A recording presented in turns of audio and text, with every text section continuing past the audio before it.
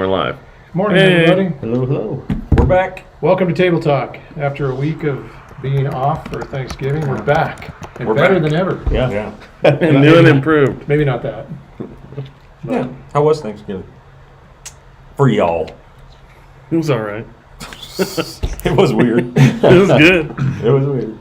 We ate. There was a lot of eating and running this year, which That's is true. Was weird, dude. Because usually we hang out, fellowship, play games. Well, I thought you guys actually jogged, like eating and running. Like Yeah, we did. We all went Yeah, exercising went for a jog. afterward. and That makes sense. It was mutual. We all wanted to do it. It's been nice enough outside. We went for a walk yesterday, and it was 63, sunny. Yesterday was was super nice. nice. Crazy for December. Well, Yesterday was awesome. I was told there's going to be card games after Thanksgiving. There was dinner, supposed to be. And then Yeah. Yep. ours was good. We had it on Friday, not Thursday, because that's when all the kids could mostly come. A couple kids were missing, but yeah, good food, Cool. really good time. Ours was pretty low key. I smoked a turkey and it turned out great. And I thought you were gonna say you smoked a I think, cigar. it's a secret, top secret. spatchcock. That's why it turns out so good. It's all about how you get it lit. I smoked my turkey too. We ovened ours, which we always rotisserie it, but it was too big to fit into the rotisserie. And You guys have the Traeger. If you cut this, you spatchcock it where you cut the spine out. turn it yeah, I've heard around. about this. Yeah, Flatten it's it. the way to go. Maybe we just uh, hire Chad to do it and Yeah. bring it over. It's a Yeah. tasty, juicy bird. Did you take a picture of the spine again? No. I'm still recovering from last year, that picture of that spine on the counter. It's you have to actually get past the grossness of that part of it. But Yeah. once you get past that, it's Once you have a turkey that's been It done that seems way, like you won't want it ungodly any and other way. not right to like separate an animal like that. It seems kind of like rude. well, I made a covenant, so I think we're good as long Right. as you Like you make a covenant with the turkey. pass through it. Yeah. I made a covenant. So Yeah. we're good. All right. What else is Anyway. new? Women's Christmas party is this Saturday if you're a woman and you watch it. And that's for women for both locations Yes. that want to come. Peggy's also doing one, but it's in her house, so it's a Yeah. smaller one, so she just is inviting the local women to that. Mhm. You can check your newsletter for You more can check your information. newsletter. That's right. You did one this Dates week. and I read it. I Yep. did. I Thank didn't. you. No. I know, you don't. You should. Got important information. Then if anybody were to Yeah. ask you, hey, what's going on this month? I just told them. I think this is honestly You the, can the read first this time that the font, newsletter bro? didn't go to my spam. It's really small. This is Like all I it came into need. my regular inbox. I didn't have to go find stole it. this. If you're not getting the newsletter, check Check your your spam spam folder. box. Sandbox? What? Spam. Spam. The newsletter usually goes to my spam box. So, Oh. I got it the other day, and it was the first time that it just came into my inbox without me having to go. And then you read it? Yeah, I did. Oh, 2 for 3. I read it too. 'Cause Well, when I know you sent it, I find it and I read it. So Thank you. I didn't have to go looking for it. This Appreciate time. it. Yeah. Okay. Go to all that trouble and then. doing- What are we doing today, fellas? Well, we didn't really have anything to do, so I stole something off the internet that I thought would be fun. I'm a little scared. Yeah, because I didn't tell you what the Yep. what the 'cause questions we don't know are. what's about to They're come. They're not like what Jordan was saying they would be. So I started in my brain thinking like this would be fun, and I started coming up with my own questions, and then I thought I would enjoy the questions I'm asking, and you would, but they probably wouldn't. Okay. So then I got online and I found something that was more focused, so that Okay. it would seem more valuable and spiritual. All he told us was that he was going to have 10 questions that you should ask your pastor. Yeah, well, it's called 10 questions you want to know. That's you guys, but maybe afraid to ask your pastor. So things like you would like to know or ask, but like you're like, there's no way I'm going to ask this. So I was going to call in sick because that sounds terrifying. Are you serious? No, I'm just kidding. I was going to I write guess my we'll own see. questions. So like, I actually think we should do this, and you guys can give us feedback. We're going to do this on camera now. Like we should do like a Ask the Pastor like series, Yeah. where people can actually write down questions, whether it has to do personally with us or the Bible or whatever. Church. And just Yeah. they can drop it in the box each week if they want it to be anonymous. Once a month we do that. Or if we get enough, we Haven't can, we we can been take asking one a for week, this since depending we on what the started? subject Well, is. we ask for topics and ideas, and that's partly what we're Yeah, kind of. right. But specifically, Yeah, just- that would be a fun then series. we It's can- like an ongoing. That like, way we Ask can the pick and Pastor. choose though. This like we don't know what's coming. And we probably don't get to say, nah, we I- don't want to answer that In one. the chat. Chad, do you trust? Do I you trust do. me, bro? I trust you. Then we're good, dude. I'm not gonna. I know. I'm gonna throw you to the lions. Rank your children. I got a lot of good ones, but I didn't get You invited had to make some my own interesting questions. ones. This isn't Yesterday. ask your vicar. Are you ready? Should we get right into this? Settle down. All right. I guess. This is gonna be fun. No, I'm just kidding. All right. Number one, what do you do during the week? What do pastors do during the week? Preach on Sunday, and then you have 6 days Exactly. off. Exactly. Sabbath You do week. nothing. That's exactly That's why what being I a think is pastor is the assumed. best job in the world. Yeah. Play video games. Yeah. I don't know. What do you do during? What does your week look like? Chad, start. Boy, yeah, it varies. Yeah, yours is from actually week a to little week. I different mean, than so, ours. so I have a day job, unlike you guys. So I have a day job that I go to, most days of the week. But just like pastorally, the week can look like phone calls, text messages, emails from people. Like I think we're all probably pretty intentional about reaching out to people during the week. Pretty intentional about that, but also, we have people that are contacting us, sometimes in crisis or, tough things happening in their life. So we've got that dynamic. We've got, sermon prep. Even though we're not all preaching every week, we're all prepping sermons every week. Sure. The upcoming sermons, prayer throughout the week. Like part of, just for me, I don't know about you guys, but for me, I tend to, as people come to my mind, I'll pray for them during the day while I'm working or while I'm driving or whatever it is that I'm doing, and just kind of this, I guess, ongoing dialogue with God, about the people in the church. We've got the business matters that we have to deal with of, just keeping the lights on in the building and things like that. So, yeah, it just really varies from week to week. What? So like prayers, obviously like a staple. Right, prayer, the word. Being in the Word is a staple, whether you're preaching that week or not. Right. Like that's just part of what you do. And then, dealing with people, obviously, as that happens. Dealing with people. Loving people. Yeah. Yeah, it is. What's weird is that every week is different, and so there's some things that are there every week that you're always doing, but some weeks are just super busy with lots of meetings, and then other weeks that there's not much going on in that regard. So it always kind of varies, but I think, generally speaking, it's a lot of meeting with people, Yeah. and then I do more administrative stuff, I think. So I do a lot of that kind of stuff too. But and then preparing or studying or finding out what's going on in the church, and not just ours, but just kind of keeping a pulse on what's going on all around. There's a lot kind of that is interesting to keep track of as far as that kind of stuff goes. And then we spend a lot of time together as well, which We'll get into some of that. yeah, but that's a huge part of it, as well as the time that we spend together. Kind of, I think we encourage all Christians to be involved in the life of the church throughout the week, and for us that's sometimes this group as well as the other people in the church. So Yeah, we encourage people to do life together. Mhm. Like, don't wait till Sunday comes around to see another Christian. Do life together. But it is impossible for a pastor to punch a clock. Like to say, Right. I'm going to work Yeah. these hours on this day, and this is what I'm going to do. Like you guys brought out, every week, you're always on. It varies from week to week. Once in a while, you'll get a slow week Right. where you're almost like, gosh, what am I doing right now? Thanksgiving I have week, time to do Thanksgiving things, week right? was really strangely just quiet, which I Yeah. guess that happens. But there's also, I know that each of us try to take a day off. Mondays are kind of the day that I try to earmark as a day off, but it rarely works out that way, and I'm not complaining about it. It just stuff comes up, and as a pastor, you don't get. If you're needed, you're needed, and you just kind of Right. deal with that. So even if it's your intention to try to do something, sometimes it works, sometimes it doesn't. That's okay. Yeah, I would say, I totally agree with you guys. It seems like I'm constantly praying, pretty much without ceasing, because it's just, there's constantly people coming to your mind and things coming up. Always in the Word, always in something in the Word, meditating on the Word, preparing for a sermon, whatever. But I was asked the other day, what home group do you go to? And I was like, I don't go to a home group right now. And I was explaining how when we started, we thought we had to be at everything and do everything, and that was not a good plan, a good strategy, even if we wanted to, because you will burn out, you will overextend yourself, and you'll neglect other things actually by doing that.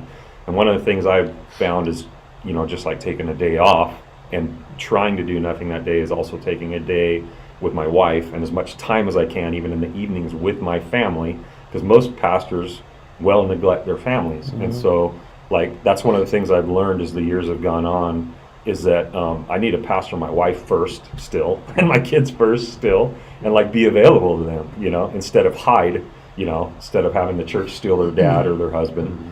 And so That was the that's biggest part of it too. The biggest shift, and I think it probably was true for you as well, from going from doing what Chad's doing, where we're bivocational, part job, part pastoring, is that when we were able to go full time, The family got more of us. yes, Yeah. that was, you could breathe again to where you had Yeah. time for that. Whereas Mhm. before, rarely could you do that, Mhm. and so you probably are still in the thick of that right now. Yeah. But Well, you it's know, a different dynamic. You know, our kids are older and out of the house, and so Yeah. it's a little bit different dynamic, you know, than it was 10 years ago, you know, when the kids were littler, but yeah. What does a vicar do during the week? Listen to Uh, records? Watch movies? In ministry wise or just in general? I lead the young adult group, so I prepare for that, pray about that. Just, not to sound super spiritual, but reading my Bible is a big part of it because like you have to, right? You can't dispense from a cup that's not full, so it has to come from the overflow. I have to put the word in to be able to speak the word to people, and not just in like a preaching capacity, but even on Sunday morning in discussions with people or throughout the week or whatever. I can't give out what I'm not filling Yeah, that's right. up with. So I've learned that early on in ministry that you can't really do that, and when you try for a while to like do it, it doesn't work. Yeah. Right. So that You guys can Yeah. all answer this. How much time does it take to prepare a sermon?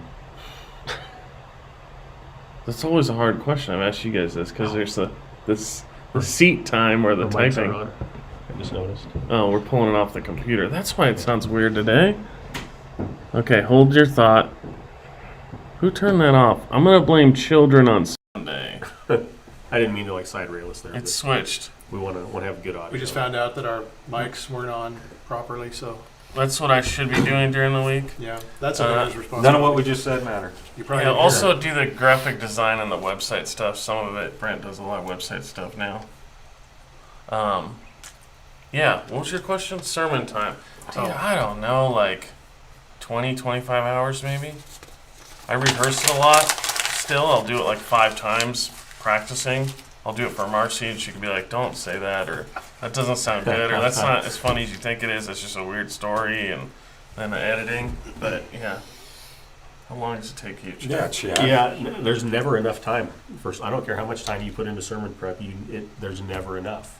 Like you always feel like you need a little bit more. At least I do. I'm guessing you guys probably do too. And you know, again, for me, it varies from week to week depending on what's going on with my day job that week, depending on what's going on ministry-wise with the church. You know, some weeks, you know, it might only be 10 hours of sermon prep. Other weeks it might be more. I mean, it just really depends. But it always feels like it's never quite enough. Mm-hmm. I'm still about 20. Yeah.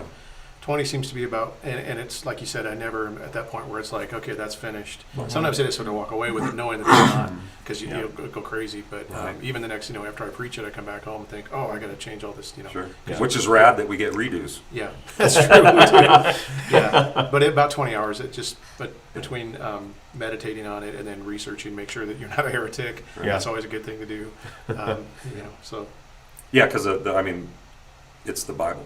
So the more that you keep going with it, the more that it will give you. Like Yeah. you can't exhaust a sermon or a topic or you know anything like that. I'm about the same way. Maybe 10 hours of actually 10 to 20 somewhere in there of sitting in a chair, researching, editing, you know, studying, all that good stuff. But the meditation that happens when I'm driving, Right. when I'm taking a You shower, can't quantify when that. I'm eating food, there's no way to know how much of that's going on. And that's, to me, the main component of the sermon is getting it into your bloodstream and just soaking in what it is God's, Yep. you know, showing you in the Word. So, yeah. Do you want to say something, John? I have a question. Can I just intersperse questions in here? I don't care, dude. We can do Are whatever your we want. sermons better in Lapine or 3R?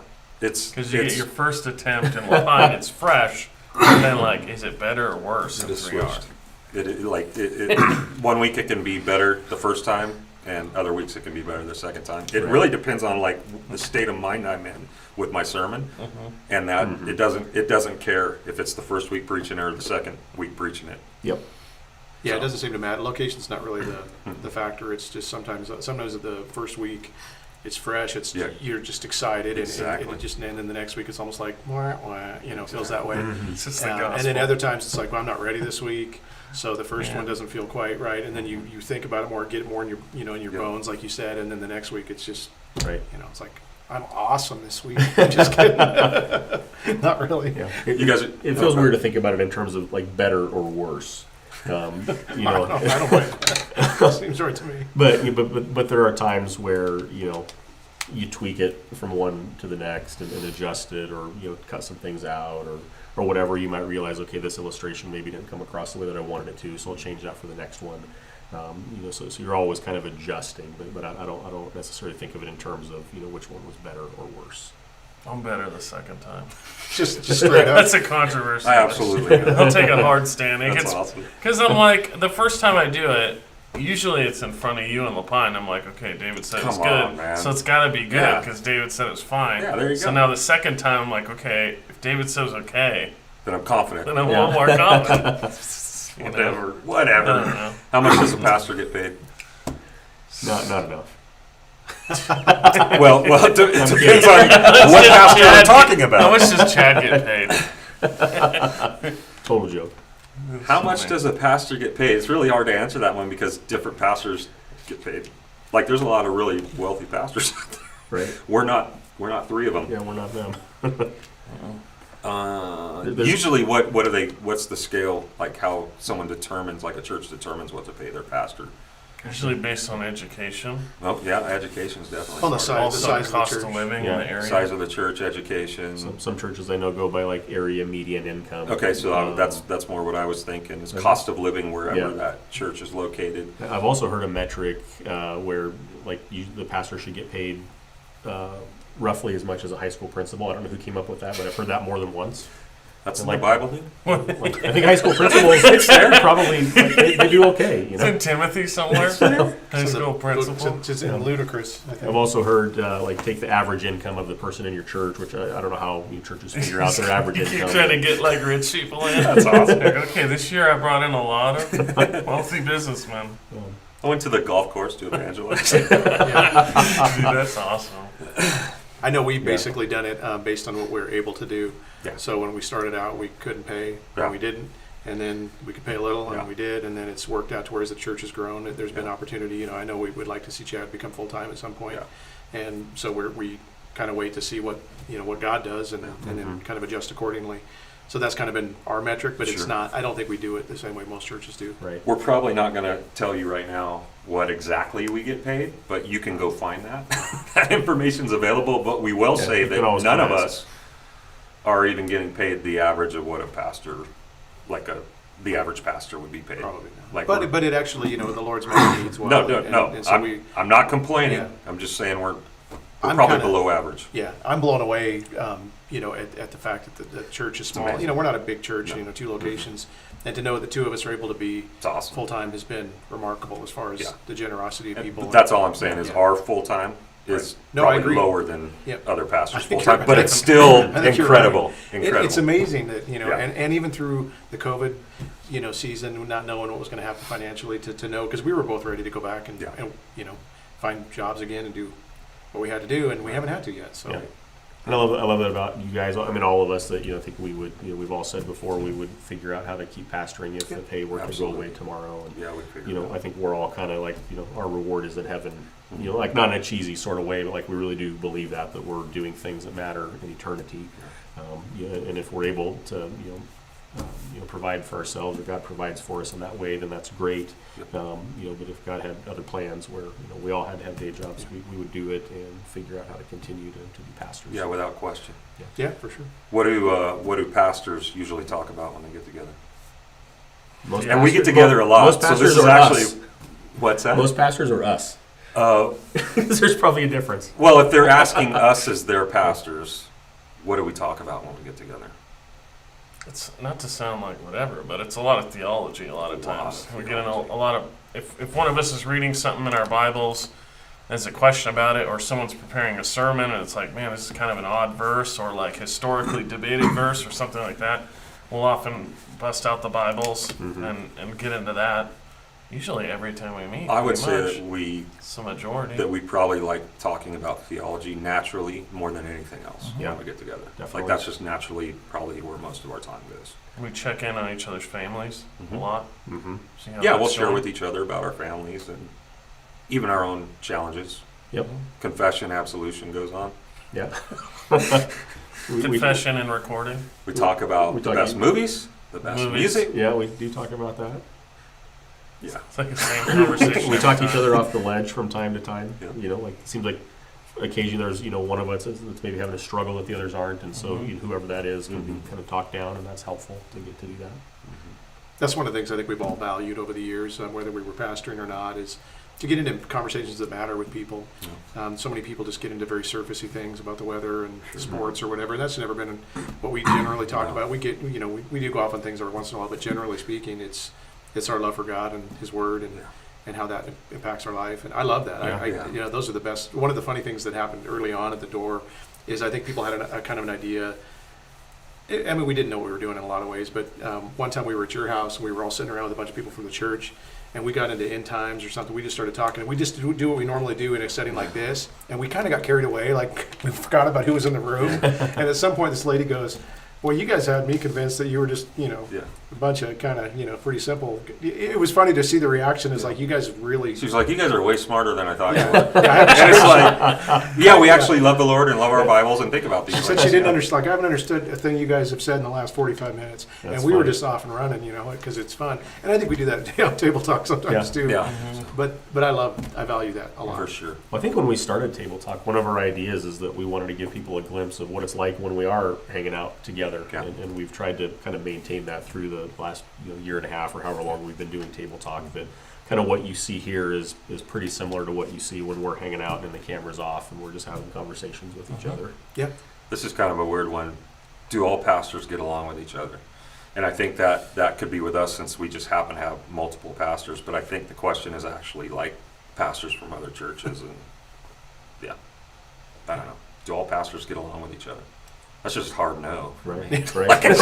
No. I feel like it's like, of course not. They're still people. Even in here, like, we all love each other, get along with each other, have good relationships. There's times we disagree, but we definitely, I think, get along with each other. Right. But there's other pastors which, if I spent too much time with them, I wouldn't spend time with them anymore. Right. Like, it's just like, I'm good.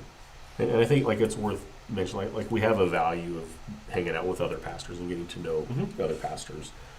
But even having that value, there's just sometimes there's just personalities that don't mesh. Sometimes there's theological stances that just make it hard to maybe not to get along on a personal level, but hard to talk about certain things because of where people fall theologically. Yeah. Wasn't it in Acts or Paul and is it Silas split up or Timothy? Mark. Over John Mark, but they split up because of that. Correct. Yeah. Is it Silas or Timothy? Do you remember? No, it was. Paul had like a ministry partner. It was Barnabas. Barnabas, that's who it was, and he wanted to bring John Mark, who had like abandoned them on a previous one. Yeah. According to Paul, and they like had such a sharp disagreement. It says that they go their separate ways, but like God is glorified in that like division. Like we would go, oh man, you should always be together, but it's like they both go and do things in the Spirit, on mission, and like good things come of both. So I think sometimes like it's like, okay, you go over there. Go over here. Well, there's been even a few guys like me and Peyton have always said to each other, like, dude, it would be rad to do something together someday. And it's like, no, it wouldn't. Like if you really play that through, it's like, this is rad, and the imagination of that is rad, but it would not be rad at all. Like we're, you know what I mean? There's not enough room in the room for two people like us. I think that's part of what we've dealt with in the past. We would be part of a group in Bend with a bunch of different pastors, and in La Pine we meet with some pastors there too, and we all get along. So I mean, regardless of like the idea of getting along, sure. Yeah, I don't know what they mean. But as by far that as like question, partnering together and doing something together, you usually have somebody that's very much the type A guy, and if you get we would maybe even call it the lowercase apostle kind of person. You get two of those person on the same team, and you're going to butt heads. Exactly. And so one of the things we've been able to do is we kind of understand our roles, what we are strong in, what we're would back up in, and so forth. And so kind of learning how to yield to each other and figure that out is not easy to do. And so we have a cohesiveness in this team that we don't. It might be hard to recreate that out in the world, like you said. I mean, it'd be safe to say that most churches don't set up their leadership with multiple pastors, like we talked about before, for that very reason, because it's just not gonna work. Correct. So there's usually one dude because it works that way, and then there's no competition, or there's no humility, or there's no like that dude can just run with it. So, what's the hardest part about pastoral ministry? Good question. You only get to choose one.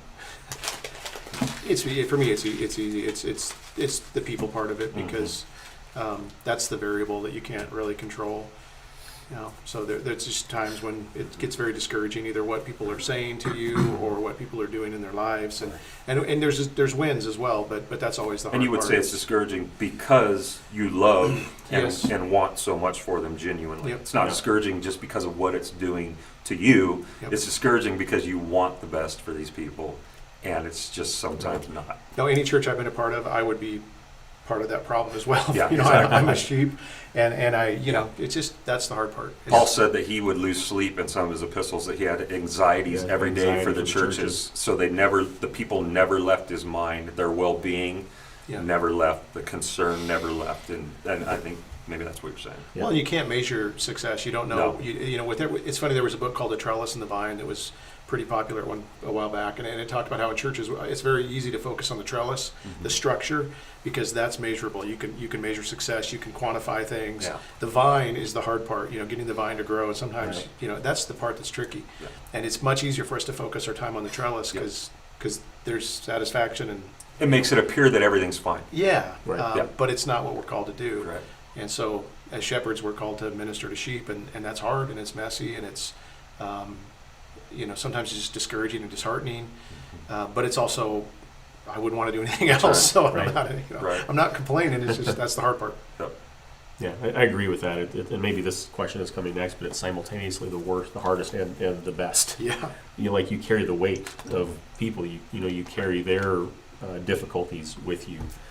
You also carry their wins when you can see wins happen and you see God moving in people's lives. Yep. But like as a pastor, like you can't shut that off. Either for better or for worse. And so we lay in bed at night thinking about people and praying for people and like you definitely not complaining about it, but it's simultaneously hard and rewarding at the same time, and it's a great privilege and a great honor that God has called us to, and I think we all probably look at it as such. Yep. You do a lot of pastoral stuff. You want to add to that? Yeah, I would say I'm going to try to sneak two answers into one. The vulnerability, I would say, that's required to be an effective minister. So, you have to be open with your struggles, your weaknesses. You have to put yourself out there in a way We that don't I have just to, think but we do. you should. There's a you lot of have pastors to. that are taught not to.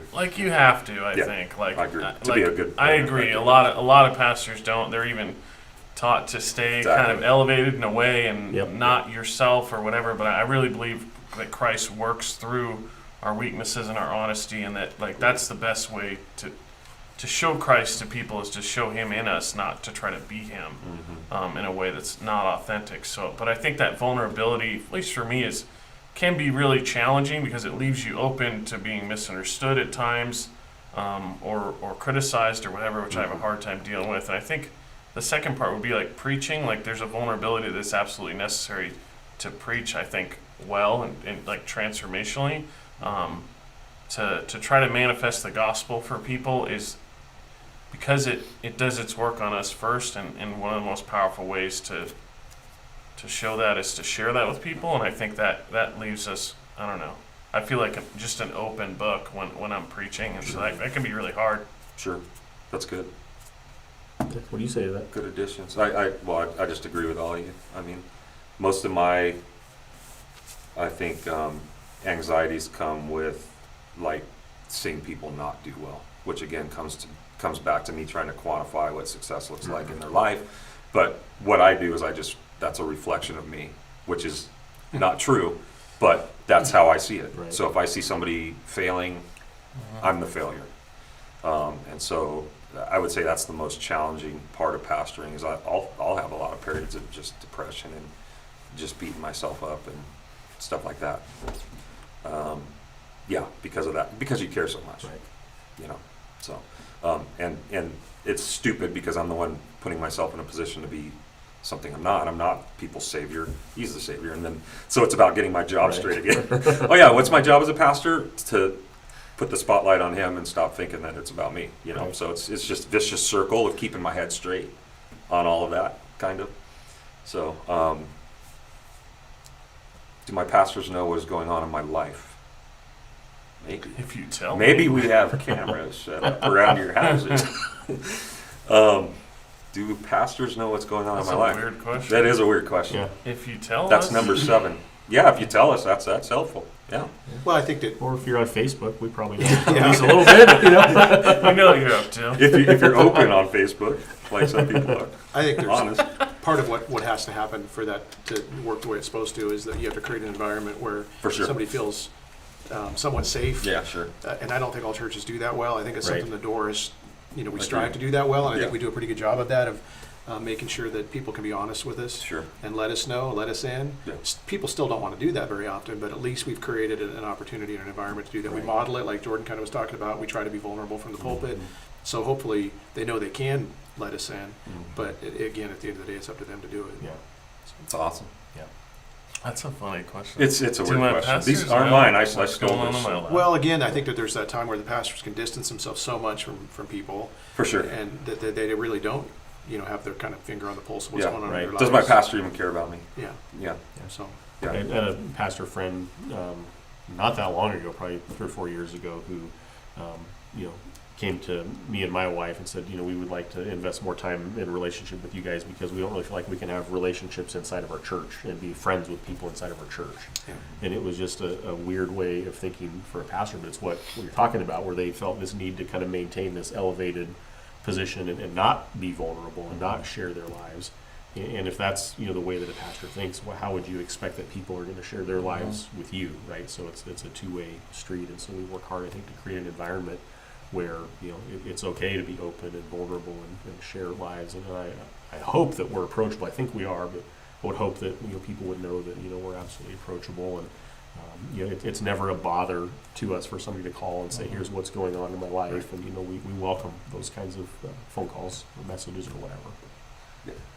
But even better, I would say, it would be because we can't be that way with everybody in the church. It's just Right. not really a possibility. Right. And so the idea of this community of believers that comes together where you're known, Yes. and you know people and you're known, and that's kind of the hopefully. So that's why what's home going groups on. are so important. Absolutely. This is why Right. even praise and prayer Yeah. time on a Sunday for people who aren't seeing each other the rest of the week is important, is because we're able to air that stuff to each other and, Yeah. allow Yeah. people in on that. I'm going to pull back the curtain a little bit. What's my pastor's marriage like? This is actually a good question. Yeah. What's my pastor's It's marriage like? It's all right. Chris Comp's watching. Compy? He says, "Yo, brothers, you're all a solid example of gospel grace as a shepherding team. Bless Wow. ya." Thank you, Chris. Miss you, man. Yeah, I miss you, dude. Yeah. What's your marriage like? Like yours. Yeah, like In ways. probably pretty similar to everybody else's. Well, I'll start since no one's jumping on that one.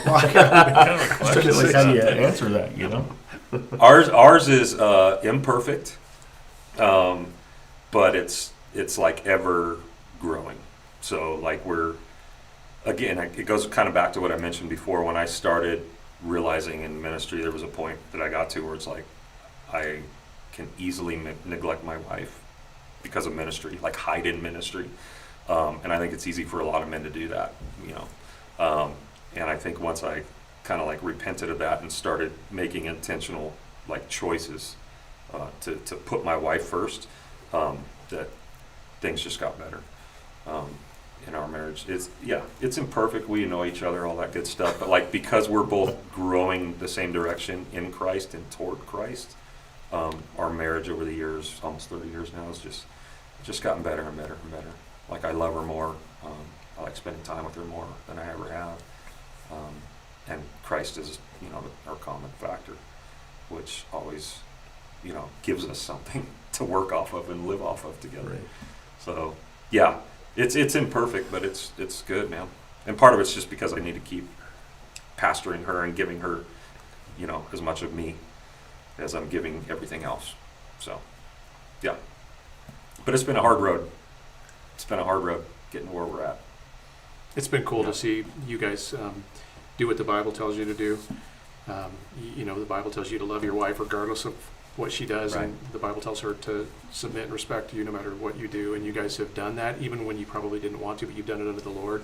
And to see, I've known you guys for a long time. Yeah, you have. To see, Well, you've had front row seats to it, too. Yeah. You were next door neighbors. seen the best of times and the worst of times. But it's been just cool to watch you apply the Word of God and submit to it and what it's done in your marriage. So it's a testimony to the Word of God being awesome. power and Praise God. transformative. And I appreciate that you guys have cool. stuck it out, because I know there's times when you probably didn't want to. Yeah. So, praise God for your Many. marriage and for where it is today. Yeah. Yeah. Awesome.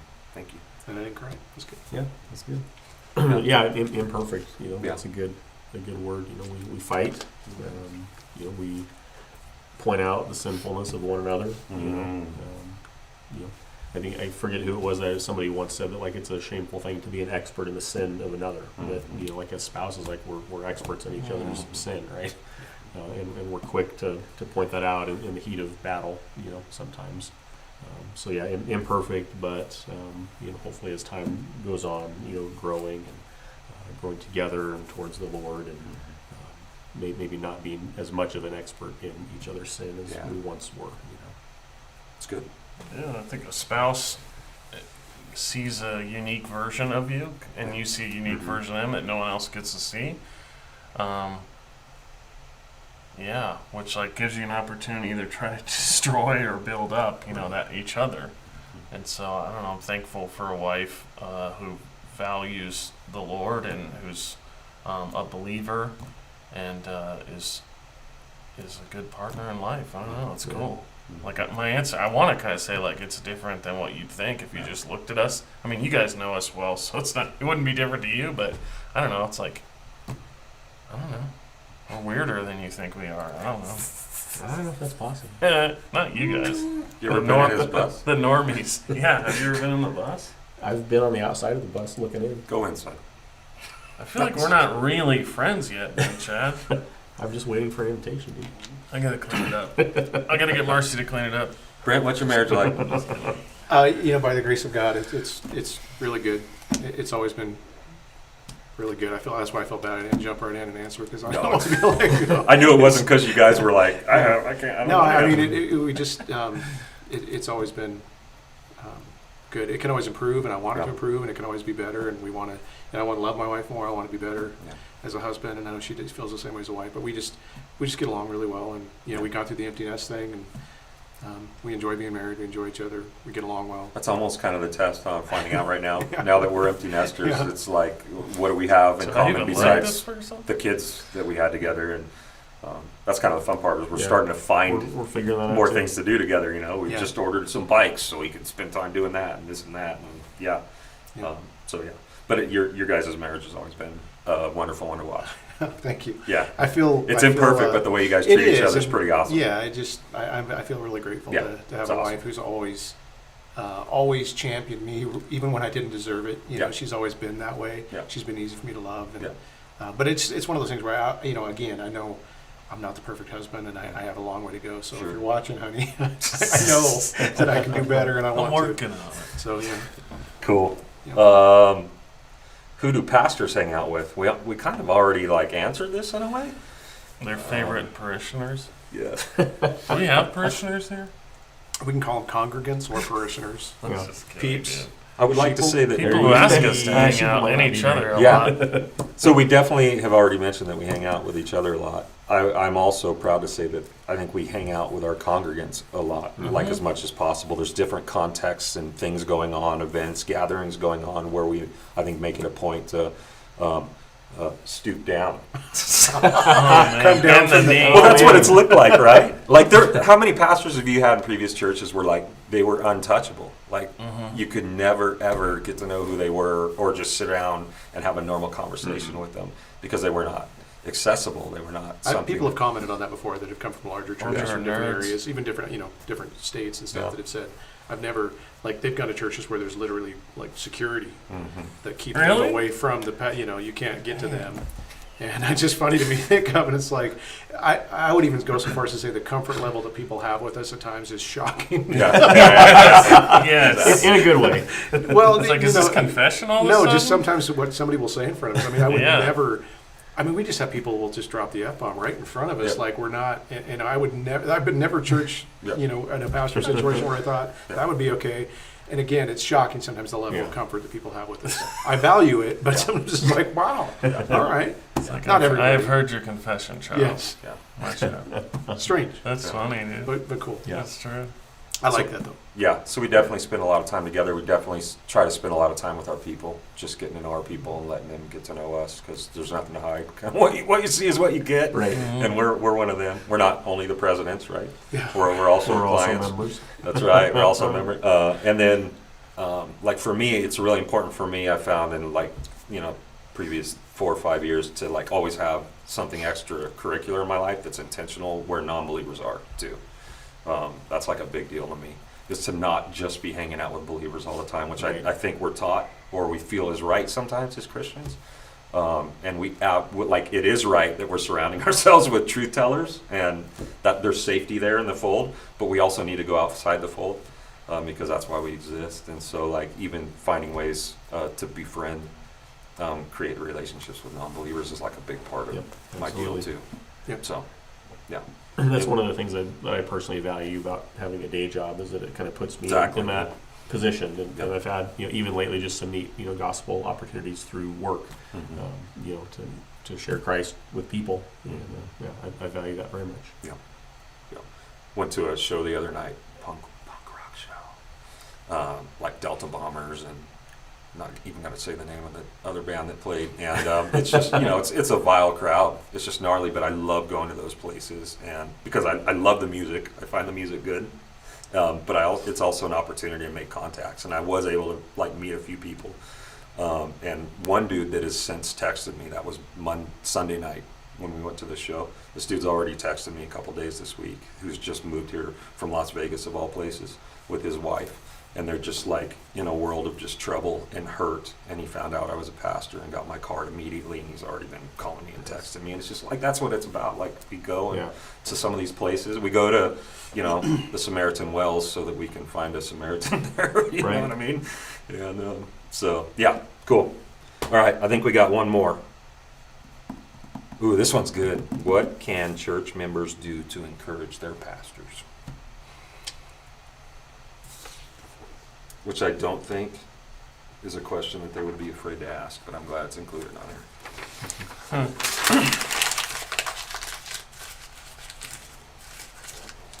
I mean, we just had pastor appreciation where we got a lot of that kind of stuff, cash money. I'm just kidding. No, just the cards and the verbal affirmation is huge. I don't know. There came about this thing at one point where it seemed like people were told, don't say nice things to your pastor, don't compliment him because we don't want him to get a big head. Right. It's like it was their job to keep us humble. And it's like, you have no idea how easy it is for me to stay humble. I can do that to my God's I've job. constantly got a knife to my throat, Yeah. so if you could. so it sounds bad, but I mean, I know some pastors would even position themselves at the exit doors at the end of the sermon so that everybody would walk by and have to say something nice to them. It's like, can we do that? Can we start that? Because it really helps to hear those things sometimes. So when somebody just takes the time just to remind you that what you're doing matters to them and that you've made an impact in their life, or that it fills your tank and it keeps you going. Yeah. So for me, that's the biggest thing. It's just that. I think that's why last month was so nice for all of us. Is Pastor Appreciation Month is kind of like you actually get the cards from people that maybe you don't normally get them from. You get some of the words and the messages that maybe you don't hear the rest. Like we would love to hear that. I mean, minus the money. We'd love to hear that all year round from you guys because it just fills the tank. And there's certainly people that do that. There's Yeah, a lot there of are. people that There are are. just those Yeah, for constant encouragers that For sure. send you notes, and it just means the world. So, yeah. For sure.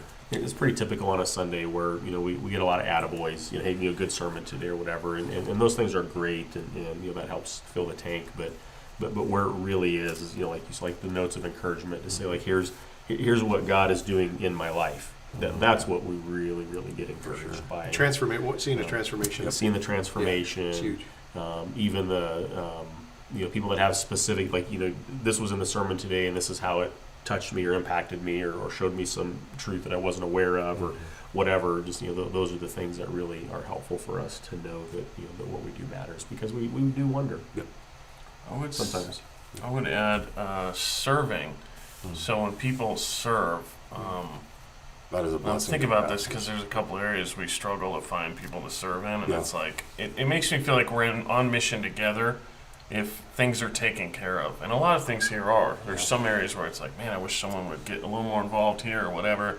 But seeing people in the congregation find ways to use their gifts, it doesn't even necessarily have to be in the congregation, man. It can be in evangelism or out there or whatever, or something creative that they come up with or whatever.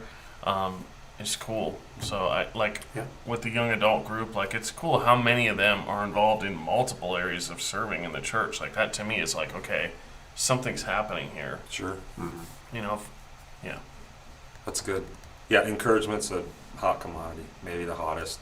Services too. I didn't even think about it until you said it, and it was like, gosh, that is a big deal when you see people just take the reins on something and do it with a good attitude, like selflessly. All the deacons on La Pine right now just going crazy for the warming center. It's like, dude, I feel so blessed. Encouraging. I feel so blessed by what they're doing and watching them do it and how they're doing it. It's just. I'm just thinking, like, there's been several couples that they walked in the first Sunday and they hit the ground running. Like, they haven't stopped serving. It's awesome. And it is, they are literally, every What a time you blessing. see them, it's like a breath of fresh air. They're just, it's like, this is your church and you're invested just as much as I am, and we all know it, and it's just, they're partners in ministry. Yeah. So you're not in it alone, which is great. And it is a contagious thing. Like when people see it done like that, like it is something that other people want to get on board with and be like, I want to do that. I want to be like that. So it's a momentum builder in the local congregation to have a few people rocking it like that, and those guys are awesome. So that was those 10 off that list. I know Jordan had a few. No. You're not gonna answer. No, we're out of time. Those were pretty good. They're What was your list that you had? Was it I didn't much have a different? list. Oh, I thought you came up with. No, I did, No. and then I thought this is too like selfish, like too fun. The questions. Okay. So I went ahead and just ripped someone else's. Okay. 10. Well, I mean, I we could could- come I didn't up even with write 'em 10 down. like We can do it later. controversial Yeah. questions. No, mine would have been more Yeah. personal. Like what's your favorite movie? Why? Oh. You know, what's your favorite band? I want Why? to do that. Like just people getting to actually know us. Which, by the way, rank the gospels. we do want to we would like to do like an Ask the Pastor that just continually runs on Table Talk, where you can, even if it's like. What's your favorite? Did I already say this? What's your earlier? favorite We I'll said acceptable? say that it before again. the camera came on, so. Okay, so even if the camera was on. No, I think it was on. Oh, Go was ahead. it? Yeah. So even if it's like anonymous, like it's something that you don't want us to know came from you, like write it on a piece of paper and drop it in the box. We'll collect those every week and we'll just like address them. But even if it's like biblically, theologically, personally, like ask us things. And this is a good place for us to be able to. Even stuff that's going on in the church that you stuff that's going on in the church. Like what's up with this? Yep. That's all right. Yep. Yeah. Exactly. Pretty good. Exactly. Communication's key. Yeah. So That'd be fun. I remember somebody one time said you should know what songs are on your pastor's MP3 players. This was a while back when we had MP3 players, but You should know what movies and are it in was his like, movie should they know library. that? Do they need to know that? Then we'll read the parents' guide on IMDb for your favorite movie. Let's just call the church Geneva at that Yeah, I know. point. Calvin's Geneva. Awesome. It's all sermons on my MP3 player. Cool. All right, thanks for joining us today. We'll be back next week with who knows what, but we'll figure it out. I feel encouraged when people send in questions that they want us to answer. I agree. Okay. Yeah. All right, let me pray. Lord, we thank you so much that that you've called us to get to do what we do, to serve in the way that we serve, to have just such a great group of people under us that we get to shepherd and do life with, Lord. And so we thank you for that. We do constantly pray for our ability to shepherd, that it would just look more and more like your Son every single day. For our marriages, God, that they would be protected and that they would just flourish continually in just the unity of knowing you, Lord. And that we would just continue to pour out and be great examples of service and encouragement, love, sacrifice, just all those things that we have a short time to perform and walk in. And so we thank you, Lord, for the door. I thank you for this team and my brothers sitting next to me, for gifting me with them in my life. And I pray that everybody would find those people in their lives that they can do life with in a real way and a meaningful way. In Jesus' name, amen. Thanks, guys. Yeah, thanks. See you next week.